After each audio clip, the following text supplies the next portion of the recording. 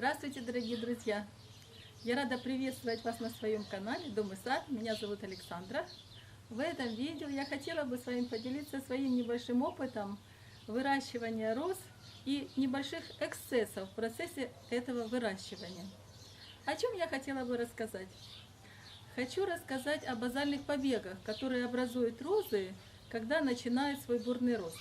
Сейчас я вам их покажу. Вот посмотрите, вот один такой побег у меня, вот второй. Здесь вот еще есть такой третий, но ему мешает клематис, я не могу его, к сожалению, вытащить.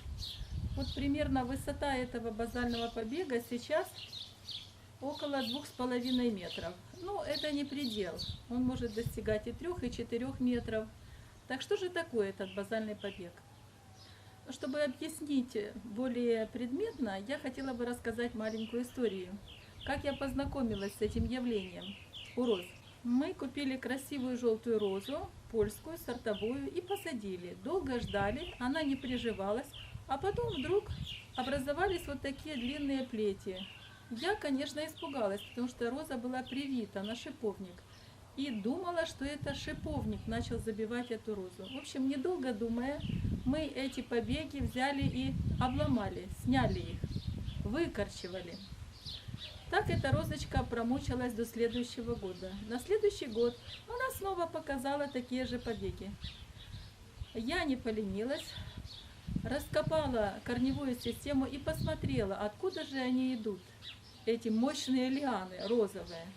Как оказалось, они шли выше почки, вернее, выше точки прививки.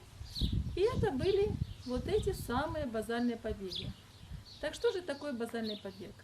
Это новые почки роста, которые образуются у основания розы. То есть практически в начале розовой корневой шейки. Если такие базальные побеги есть, считайте, вам повезло. Растение развивается, оно превращается в мощный крупный куст, и в следующем году вам покажет прекраснейшее цветение. Но в чем тут, собственно говоря, подвох? Подвох в том, что если вы выращиваете не корни собственные розы, а привитые, здесь вы можете спутать.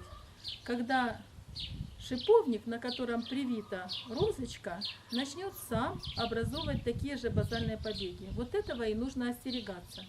В случае возникновения базальных побегов самого шиповника, конечно же, ваше розовое растение будет угнетаться, рост будет заторможен, и в конце концов шиповник его просто съест.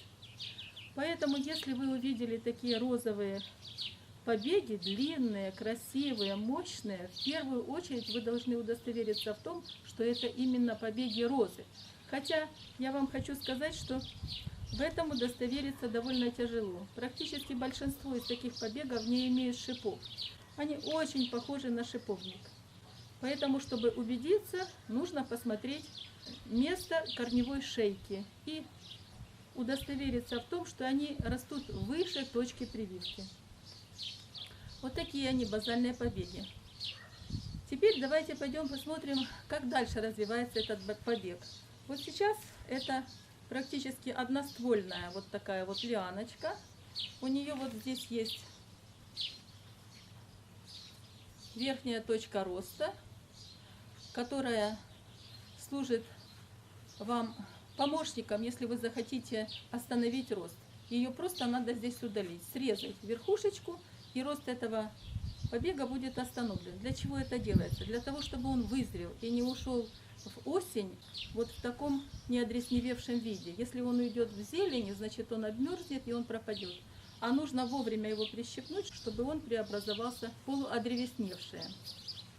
Теперь идемте посмотрим, как дальше развивается этот базальный побег. У меня есть розочка, которая в прошлом году тоже дала базальные побеги. Я их прищипнула, и сейчас там красивейшие цветы. Идемте, я вам покажу. Вот эти базальные побеги. Я их обрезала вот на этом уровне. Вот видите? Вот этот уровень, на котором я их обрезала. И практически по всему стволу началось образование боковых побегов. Вот как они выглядят, эти боковые побеги. И каждый боковой побег дал огромную шапку роз. Вот так развивается этот базальный побег на следующий год. Что здесь еще важно? Для того, чтобы эти базальные побеги образовывались, у растения должна быть как бы провокация для их роста. Что это означает? Во-первых, в момент бурного роста растения, то есть примерно в мае, вы должны дать хорошее азотное питание. Если азота будет достаточно, растение само образует эти базальные побеги. Второй момент, который может спровоцировать рост базальных побегов или же помочь вам получить такие вот хорошие мощные лианы, это обрезка возле корневой шейки. В мае, в конце апреля вы можете обрезать самые старые стволы роз, и на их месте растения из почек, которые проснутся, образуют вот такие новые базальные побеги, которые на следующий год дадут вам прекрасное цветение. Посмотрите, какая это красота. Я думаю, что для тех, кто любит розы, это великолепное наслаждение.